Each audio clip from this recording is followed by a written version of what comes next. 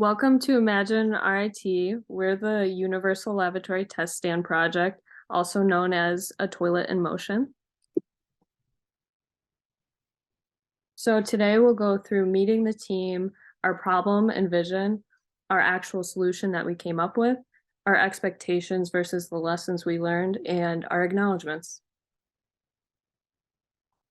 So first of all, I'm Chloe. I'm the industrial engineer and I'm the project manager of the team. I'm Robert Cho. I'm a mechanical engineer, and I am the systems engineer of the team. My name is Manny Pizarro. I'm a mechanical engineer and also the purchaser of the project. I'm Zach Flickinger. I'm an electrical engineer, and I am also a systems engineer. My name is Aubrey Fagoris. I'm a mechanical engineer, and I am the CAD designer. Finally, my name is John Lowenhaupt. I'm an electrical engineer and the facilitator for this project. So in this section, we will go through how the project was proposed to us and then what brought us to visualize the test stand as it is now. So using the bathroom is a common part of everybody's day, and the standard bathroom is constructed for a normal able-bodied person. And the most is currently available, it would be a railing or a wider stall. If you have a disability or a mobility issue, this isn't a complete solution and could cause some awkward moments. Specifically, the toilet height and the accessibility to the toilet can be a big issue. So getting further into it, we have some research on the market is very small for this particular application. We've found the Huey S500, the Wall Raven, and some similar applications to be good for a private setting in your home, but they often come with a large cost of several $1,000s. So our current project is aiming to fix these problems. So some of the improvements we plan to make with our project is to be able to implement it and be able to make a structure that can be easily implemented into a more public setting, such as a public restroom. And also have to have it be able to have preset heights so that a user can easily set the toilet to their preferred height and easily use it afterwards. And also, as mentioned before, since most of these products have been developed in the European markets, they haven't really been standardized to US metric standards and other standards like that. Moving on to our solution, this is how we decided to tackle this project. The mechanical design is supposed to be made of a frame that's attached to a wall and allowing a toilet to move vertically up and down by 18 inches, with the sitting height being at 88 height. In order to be able to accommodate for safety features, we need to have electrical sensors that allow us to know when an unsafe situation comes by. So these are what the pressure pad and the e-stop button, should it ever be need to be used, is for. Additionally, as mentioned before, we want to have preset heights, which is what the RFID cards, tags, and readers would be for, in order to allow the user to easily set up their height. Additionally, standards is another big thing for a project. We'll be using the imperial standards for this project in order to be able to easily implement it into already existing US bathrooms and toilets, as well as US accessibility compliance standards from ADA.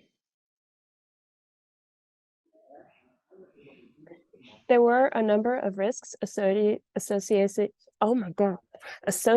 with this project.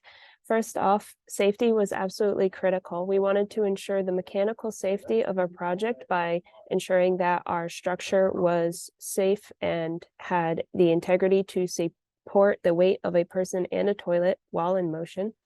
From an electrical safety standpoint, we notice that we have electrical components that have high voltage and current running through them, and this is going to be implemented in a restroom. So we want to ensure that we house all electrical components in a safe area where they won't come into contact with any users of our device, and also where they won't be touching any water. Lastly, throughout this entire project, we had budget and time concerns. Originally, our budget was about half of what we ended up spending on the project, so we had to be very cognizant of our spending as well as our schedule.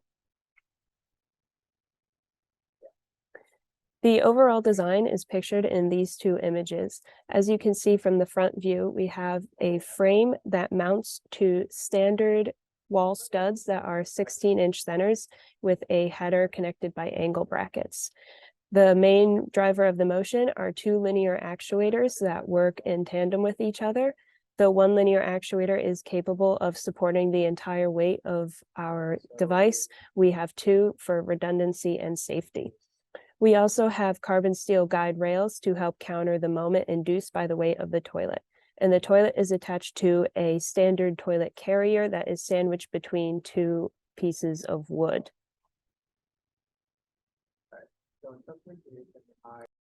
Next on to our electrical design. We are using an Arduino Uno as our primary controller.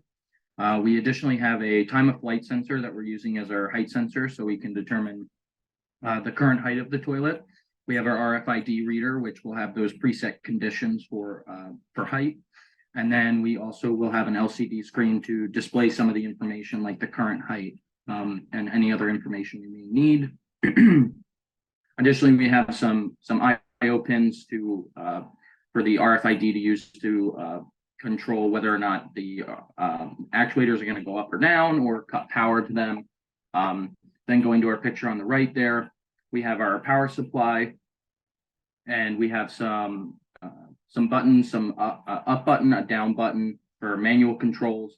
We also have two relays to control whether or not the linear actuators will either extend or contract, and whether or not they will receive power or not.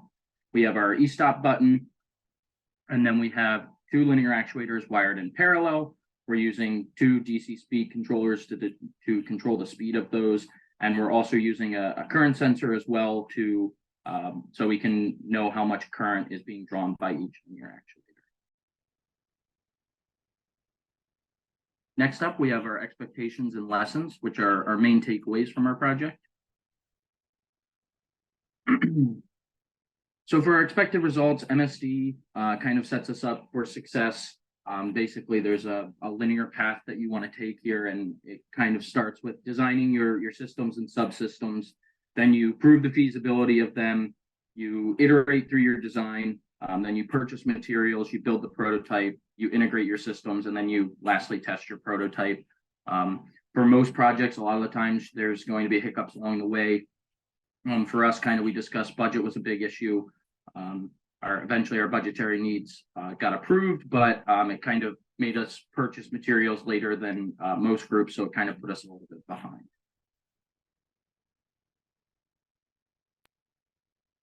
This entire project truly was a wild ride, and so it came with lessons that we all learned.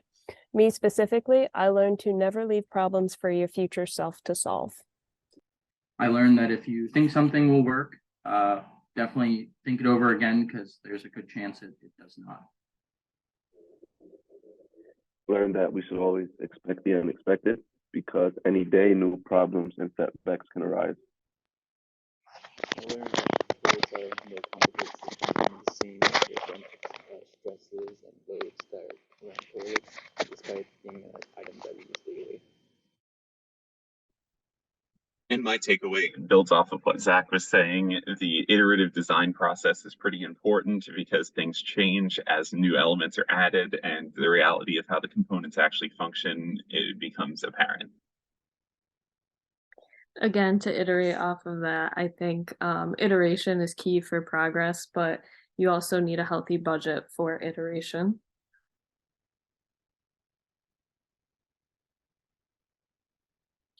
As we're nearing the end of our project, our presentation, we'd like to give a few acknowledgements. First off, we'd like to acknowledge our sponsor, the Livability Lab. We're grateful to be a part of this design, and we're glad that we're able to make people's lives better when this design eventually becomes a reality. We'd next like to thank Mark Manuni, our knowledgeable guide, who gave us direction and guidance every step of the way. He guided us towards solutions and gave us real life advice for our futures. Lastly, we'd like to thank our sponsor, Progressive Automation, who provided us with a discount on all of the products and provided us with essential components, who without, we would not be able to have this project completed that you see before you.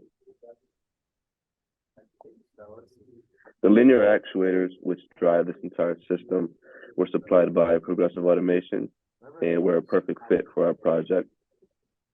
The linear actuators we chose have a high load rating while still have the ability to move quickly. The DC speed controller allows us to find the best speed for moving our toilet. So not only do they have the capability to reach high speeds, we're also able to fine tune the speed to fit our needs exactly using their DC speed controller. So we'd like to thank you for taking the time to listen to our presentation, and we hope you enjoy.